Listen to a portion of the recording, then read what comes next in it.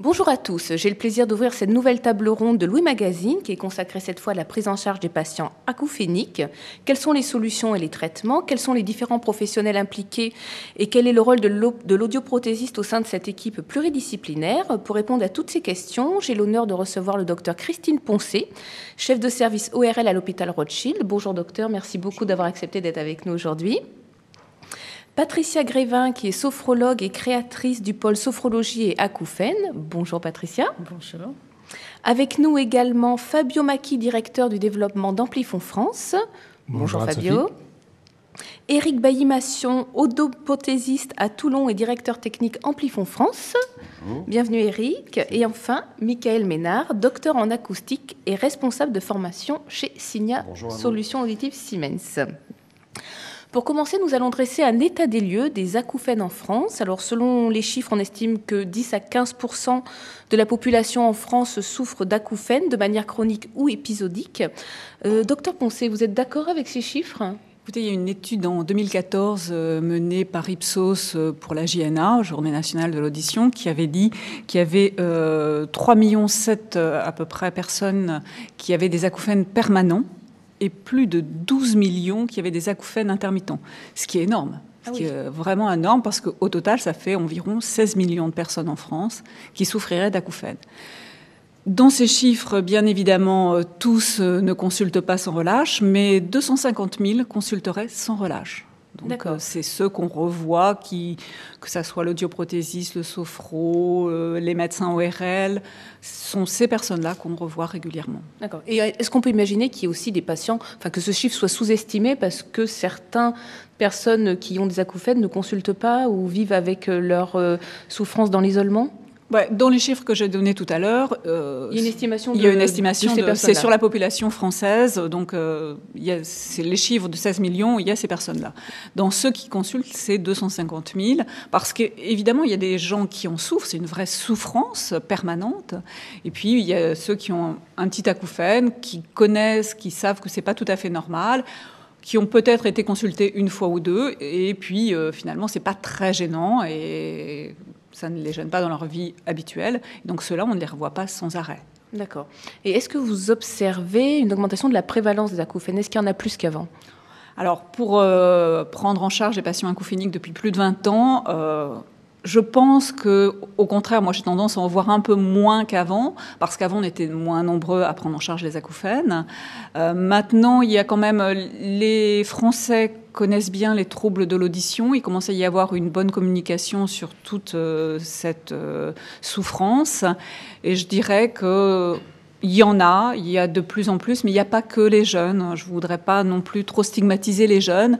C'est vrai qu'il y a c'est les traumatismes sonores qui sont assez pourvoyeurs d'acouphènes, de lésions au niveau auditif. Mais finalement, ces personnes viennent consulter quand il faut et on les voit. Moi, je dirais qu'on les voit peut-être un peu plus jeunes qu'avant. Mais peut-être qu'aussi, avant, ils attendaient d'être vraiment en grande souffrance pour venir nous voir. Éric, dans votre centre, vous constatez également qu'il y a une prise de conscience des patients acouphéniques, qu'il y a quand même des solutions qui existent et qui, du coup, vont voir les spécialistes ? Disons que lorsque le patient vient voir l'audioprothésiste, il est déjà passé par médecin généraliste, médecin ORL. Donc, en réalité, c'est écrémé. Les gens ne viennent pas consulter pour nous voir directement. D'ailleurs, c'est souvent difficile pour que le patient passe la porte de l'audioprothésiste parce que il a fallu qu'il passe déjà toutes les étapes d'acceptation de son acouphène, qu'il comprenne qu'il peut y avoir une solution dans une stimulation auditive. Et un acouphénique, c'est parce qu'il recherche une prothèse auditive. Il recherche la pilule miracle, il recherche la disparition de son acouphène. Lorsque le médecin va lui proposer une prise en charge audioprothétique, donc c'est la décision du médecin de le faire, il faut que le patient l'accepte, adhère à cette prise en charge. Et c'est pas du tout évident, parce qu'un patient acouphénique qui ne sent pas de perte auditive, qui est même généralement souvent plutôt dans l'hyperacousie, dans la gêne au son fort, qui a déjà un bruit dans l'oreille, et quand on va lui parler d'aller mettre une prothèse auditive qui va amplifier certains sons, alors qu'il ne sent pas sa perte, qu'il a déjà des bruits, on va lui proposer une thérapie. Voilà, c'est quelque chose qui n'est pas évident. Donc il y a beaucoup de déchets entre ce qui est souvent conseillé et les personnes qui viennent. D'où on en reparlera, l'importance d'avoir une équipe soudée pour qu'il y ait un bon transfert. Effectivement, comme vous dites, les gens, quand ils viennent consulter, ils attendent la pilule miracle. Hein. Comme je leur dis souvent, il n'y a pas écrit lourde sur ma porte. Qui n'existe pas. Voilà, c'est... Si vous avez un acouphène, il y a une démarche logique à faire, hein, c'est-à-dire bien rechercher la cause. Si on a un acouphène, c'est qu'il y a un trouble sur les voies auditives, qu'il s'est passé quelque chose au niveau des voies auditives. Il faut rechercher, faire une petite enquête étiologique, c'est-à-dire rechercher l'origine de cette souffrance. Et après, voir tout le panel qu'on pourra développer, parce qu'on a effectivement plusieurs cartes à sortir selon la pathologie identifiée, mais on a aussi, par exemple, des personnes à audition strictement normale. Hein, quand on fait un test auditif, c'est strictement normal, mais on a là, à ce moment-là, on peut aussi leur donner des conseils selon leur souffrance, selon leur mode de vie. Parce qu'effectivement, quand ça survient, par exemple, chez quelqu'un qui est ingénieur du son, qui est musicien, il faut quand même pouvoir lui redonner une qualité de vie, parce que s'il a un acouphène, il a perdu toute qualité de vie et il se pose énormément de questions pour son avenir. Donc tout ça, c'est une démarche bien construite, bien logique. Hein. J'adhère tout à fait à ce qu'a dit Éric. Madame Grévin, vous êtes sophrologue, voilà, comme je disais, créatrice du pôle sophrologie acouphène. Est-ce que vous avez tendance à observer une augmentation du nombre de patients acouphéniques qui utilisent la sophrologie comme alors, pour rester une partie de leur éventail de traitement? Pour rester peut-être aussi dans le sujet déjà plus général, il y a une étude en 2012 qui a été faite en Hollande avec le docteur De Ridder, et sur la prévalence justement des acouphènes sur une population jeune et une population universitaire. Et ils arrivent à un pourcentage de 14,8%. D'accord, donc effectivement, on est dans ces chiffres-là. C'est la seule étude, en tout cas, connue de ça. Donc, on peut effectivement s'inquiéter en se disant que ça touche pas seulement une partie de population qu'on disait vieillissante, mais ça touche aussi, maintenant, ça peut toucher des jeunes. Et dans nos cabinets, oui, on va remarquer aussi peut-être plus un patient qui vient chercher vraiment de l'aide et qui est, on le voit souvent plus désespéré que l'adulte, parce qu'il imagine que sa vie entière risque de basculer à cause d'un acouphène qu'il ne supporte pas. Donc on voit plus de désespoir. D'accord. Ce que l'on peut dire aussi, c'est qu'on voit au niveau de la patientèle qui nécessite une correction auditive dans les presbyacousiques, où la prévalence de l'acouphène est quand même assez importante. Très souvent, les patients, quand on leur pose la question dans l'anamnèse, nous parlent d'un acouphène, mais qui est dans un second plan, c'est-à-dire que c'est un acouphène qui n'est pas gêné, qui est filtré, qui est dans la vie courante de la personne. D'ailleurs, souvent, quand on leur pose la question, il n'en a même pas parlé à son ORL au moment de la prescription, etc. C'est quelque chose qui est intégré. Donc, il faut simplement faire un petit peu attention à ces patients-là, parce que la prise en charge peut être à peine différente, mais il y a aussi beaucoup de majorité des acouphéniques va bien quand même. Hein, c'est un message qu'on peut faire passer. Oui, je pense que surtout, il y a des phases. Voilà. Il y a des phases critiques. Il y a des phases critiques. Soit l'acouphène est arrivé brusquement, par exemple. L'exemple le pire, c'est la surdité brusque qui, du jour au lendemain, la personne se lève, elle n'entend plus d'une oreille, et cette oreille fait du bruit. Elle est très intrusive, elle va le gêner, elle va lui pourrir sa journée. Donc ça, il est en panique, et ce qui est logique. Et à la limite, je dirais que notre corps est quand même bien fait, parce que c'est un signal d'alarme pour dire il se passe quelque chose, il faut voir s'il n'y a pas quelque chose d'anormal. On a quand même des pathologies graves exceptionnelles, mais on en a quelques-unes. Donc il faut faire son... Et cette personne-là, même nous, si on dit, écoutez, on ne retrouve pas de cause, et ça c'est terrible à entendre, je pense, on ne retrouve pas de cause identifiable, de cause qu'on peut corriger, parce qu'on est au XXIe siècle, et la majorité des personnes pensent que, j'ai une maladie, je vais avoir une petite pilule bleue, et la maladie va partir. Et comme je leur dis, c'est pas une angine, c'est pas une otite banale, non, c'est autre chose. Et donc ces personnes-là, quand elles voient qu'il n'y a pas vraiment une réponse adéquate, vont être en souffrance terrible. Et effectivement, il va y avoir toute une démarche, tout un refus de ce qui leur arrive, parce qu'effectivement, ils n'arrivent plus à se projeter. Mais finalement, grâce à différentes aides, et c'est pour ça que c'est important de travailler en équipe, hein, je pense qu'ici, autour de cette table, tout le monde est d'accord, il faut travailler en équipe parce que selon le patient qu'on a en face, eh bien, évidemment, on va l'aider à avancer et à prendre en charge cette souffrance, hein, cet acouphène qui est au départ un symptôme et qui risque de devenir une maladie. Hein, c'est un peu ça, si vous voulez, le cheminement. Et après, comme disait Éric Bailly, il y a tous les patients qui ont une audition qui s'est détériorée au fil du temps, au fil des événements. Donc c'est arrivé tout doucement, avec on entend moins bien, puis on entend un petit peu d'acouphène, c'est-à-dire un bruit sans quelque chose dans l'environnement. Et effectivement, là, finalement, ils sont plus gênés par l'audition. Ils sentent bien qu'ils sont obligés de tendre l'oreille, notamment dans les brasseries, dans les endroits où il y a beaucoup de bruit. Donc, ils nous en parlent peu. Hein, ou effectivement, lorsqu'il y a des surdités profondes, moi, dans mon interrogatoire, quand ils viennent me voir pour une surdité profonde, je leur dis toujours, et pas de petit bruit dans l'oreille. Oh si, docteur, mais ça, au début, ça me gênait, maintenant, ça me gêne plus. Voilà. Donc, il faut aussi mettre et on a des études, on a des questionnaires, on a des échelles d'évaluation pour savoir un petit peu quand un patient vient nous voir où il en est vis-à-vis de son symptôme acouphène. D'accord. Et est-ce qu'on peut s'attendre à une augmentation, enfin, apparemment vous me dites que ça baisse un peu, mais est-ce qu'on peut s'attendre avec les comportements à risque des jeunes qui ont encore été mis en lumière tout récemment avec l'enquête de la JNA, à une augmentation de la prévalence des acouphènes en France ? Malheureusement oui, parce que c'est un signe de souffrance auditive. Donc voilà, d'où l'intérêt, on se coupe, on a une cicatrice, de s'intéresser on abîme vraiment son à cette oreille, problématique. On a un acouphène. Donc, c'est intéressant. Après, je crois qu'il faut arrêter de stigmatiser toujours les jeunes. Il faut dire, il y a des conduites à risque, mais il y a des conduites aussi à risque chez les personnes aussi d'un certain âge. Je veux dire, on a tous été à des concerts de rock, et même dans les orchestres philharmoniques, celui qui est devant les cuivres, il souffre aussi. Oui. Donc, il ne faut pas non plus trop stigmatiser. Il faut savoir qu'il y a des situations à risque, quel que soit l'âge de la personne. Et ça, c'est important, que ce soit pour le loisir, que ce soit pour le travail. Maintenant, le travail est bien pris en charge en France, mais encore, il faut que les protections auditives soient bien portées. Hein.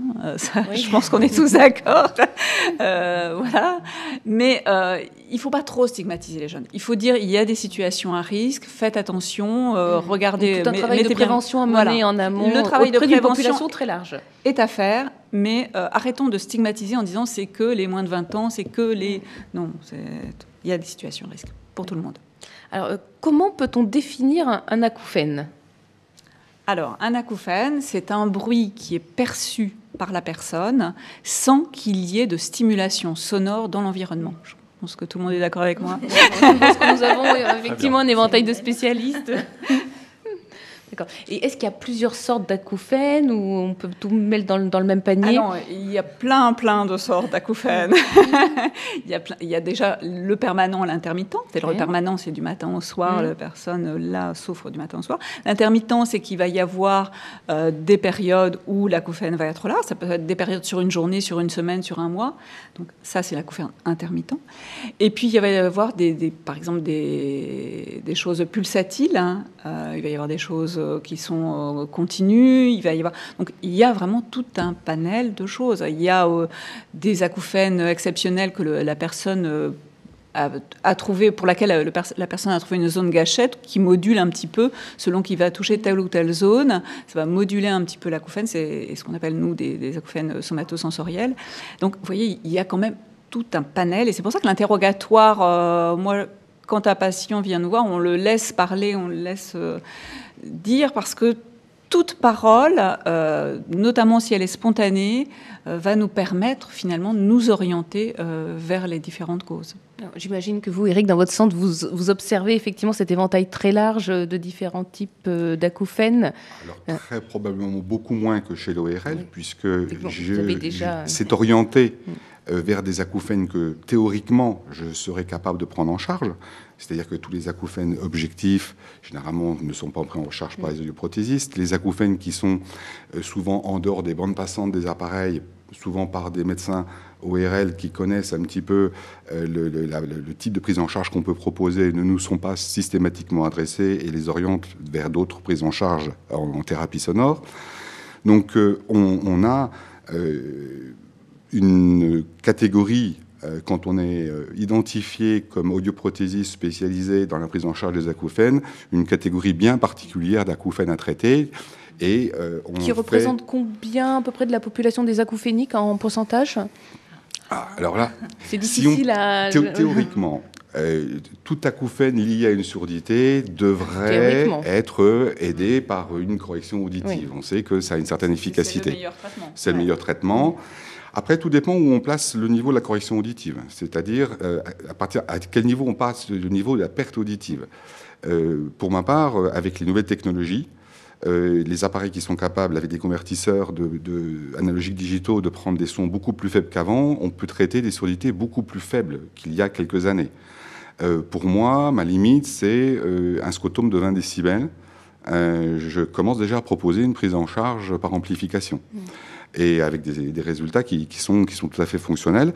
Par contre, il faut que ce soit un acouphène qui soit corrélé à la perte, qui soit dans la bande passante de l'appareil, qui réagisse à une stimulation sonore. Donc on fait des tests pour vérifier l'inhibition. Donc il y a tout un process au moment du premier rendez-vous pour valider si ça vaut le coup de faire une prise en charge. Parce qu'il n'y a rien de pire que de commencer une prise en charge audioprothétique sur un acouphène où on sait que ça ne va pas marcher. Le docteur parlait d'un acouphène somatosensoriel. Bien souvent, aller déclencher une prise en charge audioprothétique dessus, c'est fait perdre du temps à la personne. Et donc, il y a d'autres voies à explorer avant. D'accord. Fabio, est-ce qu'on a une idée du nombre d'audioprothésistes qui sont spécialistes de l'acouphène en France ? Tout audioprothésiste rencontre dans sa pratique quotidienne des personnes qui sont gênées par les acouphènes. Cela n'en fait pas forcément un expert. Chez Amplifon, on a entre 70 et 80 audioprothésistes qui ont suivi une formation spécifique, qui ont des outils qui ont été développés. Je pense qu'Éric tout à l'heure reviendra dessus. Et donc, c'est à peu près 30% de l'ensemble des audioprothésistes du réseau. Au niveau plus général de la population d'audioprothésistes français, il n'y a pas vraiment de chiffres. Il n'y a pas de recensement précis, parce que ce n'est pas une spécialité très officielle. Exactement. Je pense que ça se situe plutôt en dessous de 10% de l'ensemble des audioprothésistes. D'accord. Donc, effectivement, on observe chez Amplifon une part beaucoup plus importante du réseau qui est apte à la prise en charge très spécialisée de la problématique. Il paraît important aussi de souligner dans la prise en charge des acouphènes, c'est que finalement, on voit aussi beaucoup de patients qui consultent parce qu'ils ont eu des acouphènes intermittents, parce qu'ils ont eu un signal d'alarme, soit après un séjour en discothèque, soit parce qu'ils font de la musique. Et je trouve que l'audioprothésiste a aussi un énorme rôle pour tout ce qui est bouchon et tout ce qui est protection sonore. Parce qu'au jour d'aujourd'hui, il y a toutes sortes de filtres qui existent. Donc, dès qu'il y a un patient qui vient me voir en me disant là, je vais bien, mais j'ai eu un drôle de truc en sortant de boîte ou en sortant d'un concert, ou je fais régulièrement de la musique et ça m'inquiète parce que de temps en temps, j'ai une oreille qui siffle. Là, je l'adresse à l'audioprothésiste et je leur dis, attention, il faut vraiment que l'audioprothésiste vous explique, parce qu'il existe tout un panel de protection auditive pour se protéger. Et donc, ce rôle de protection dès le départ est essentiel aussi au niveau de l'audioprothésiste. Pour moi, c'est un partenaire très important. D'accord. Effectivement, mais on a le corollaire de l'autre côté qui est aussi l'utilisation, dans certains cas, excessive de bouchons, c'est chez des patients acouphéniques et qui ont hyperacousiques et qui ont tendance à renforcer leurs problèmes. Donc c'est vrai que là, le rôle d'audioprothésiste est de bien expliquer quand est-ce il faut qu'il porte et qu'il se protège et quand il ne doit pas le faire. Parce que, bien entendu, ils ont toujours peur de l'agression et ont tendance à le porter des fois un petit peu trop. Et le bouchon est hyper important pour protéger, pour prévenir. Mais dans certains cas, une mauvaise utilisation du bouchon, donc mal conseillé, peut faire un effet renforçateur. C'est effectivement l'hyperacousie qui devient la phonophobie. Et donc les patients, nous on les voit en salle d'attente, ils viennent avec des gros casques de chantier et ils arrivent en salle d'attente comme ça. Donc là, effectivement, je les renvoie d'ailleurs en disant attention, vous pouvez faire des filtres qui peuvent protéger vos oreilles, mais vous permettre quand même de converser et d'avoir une vie tout à fait normale. Et puis il faut absolument retirer ça, mais c'est un gros travail. C'est ça, les personnes qui sont devenues phonophobiques, certes, il y a une hyperacousie au départ qui n'a pas été très bien prise en charge, mais ça nécessite, à mon avis, un partenariat très important entre audioprothésistes, psychologues, médecins ORL, parce que là, c'est vraiment une pathologie bien particulière. Et souvent plus invalidante que l'acouphène lui-même. Oui, parce que là, ils ont une vie qui est devenue épouvantable pour eux et pour leurs proches. Le risque de surprotection, il est vraiment important à considérer, oui, tout à fait. Donc Michael, vous aussi, vous êtes un partenaire à part entière en tant que fabricant d'audioprothèses. Chez Signia, donc la problématique des acouphènes est vraiment quelque chose qui vous tient à cœur depuis très très longtemps, d'après ce que j'ai pu comprendre. Alors de plus en plus, je vous dirais, si on remonte un petit peu, si on fait un petit historique, il y a une dizaine d'années, on ne me proposait qu'un seul appareil qui permettait justement d'aller un peu plus loin que la simple amplification sur un appareil auditif. En proposant un générateur de bruit justement pour la prise en charge du patient. Là aujourd'hui, on a une gamme complète d'appareils sur lesquels effectivement on va retrouver des outils, l'audioprothésiste pourra retrouver des outils justement pour cette prise en charge. Donc on voit bien simplement avec les propositions que l'on a que justement la gamme d'outils qu'on propose, elle s'est bien étendue et vraiment on essaie de toucher le maximum de patients avec ces appareils. Nous, notre cœur de métier, c'est vraiment à la base, c'est l'amplification, c'est la correction auditive. Et aujourd'hui, la corrélation entre perte auditive et acouphène, elle est très importante. Donc c'est vrai qu'une majorité des patients qui utilisent aujourd'hui nos appareils ont ou auront à avoir un acouphène. Et donc nous, on se doit effectivement d'avoir une proposition pour les audioprothésistes, des outils directement dans les appareils, justement pour cette prise en charge. Donc la demande est importante, oui, tout à fait. Et comment expliquez-vous que finalement cette prise de conscience soit relativement récente, puisque vous me parlez d'il y a 10 ans seulement, ce qui est très très court? L'évolution sur 10 ans, effectivement, elle a été très importante. Ouais. Peut-être effectivement la formation des audioprothésistes qui s'est accentuée justement sur ce point-là. La demande des patients aussi. Je pense que les patients sont de plus en plus au courant sur ce sujet d'acouphène. Donc la demande de la part des audioprothésistes... il est médiatisé désormais. Exactement, tout à fait. Donc la demande des patients, la demande des audioprothésistes fait que effectivement on se doit d'apporter des solutions et on nous demande d'avoir des outils. Je dis solutions, mais c'est plutôt des outils justement pour cette prise en charge du patient acouphénique. Ce sont les mêmes raisons qui vous ont poussé à développer un groupe spécifique acouphène chez Amplifon, Fabio? Bien sûr, Amplifon se positionne comme un expert de l'audition et vu l'importance épidémiologique du phénomène, nous devons d'accompagner, aider, conseiller les personnes qui nous sont référencées, qui nous sont orientées par le travail pluridisciplinaire. Et nous, notre stratégie est plutôt simple, c'est monter en compétence les audioprothésistes et leur donner les outils pour pouvoir mieux travailler avec leurs correspondants, sophrologues, psychologues, ORL. Quand vous avez créé le pôle sophrologie acouphène, c'est aussi parce que vous observiez vraiment qu'il y avait quelque chose à faire et qui n'était pas encore réalisé? Alors, pour faire assez court, mais au départ, c'est quand même une longue histoire. C'est un parcours personnel parce que j'ai eu des acouphènes très invalidants, une surdité brusque et aussi de l'hyperacousie. Donc, il y a eu un vrai désespoir. Et puis, une recherche aussi de solutions. Et à un moment donné, il y a une rencontre avec un sophrologue, donc avec la sophrologie que je ne connaissais pas.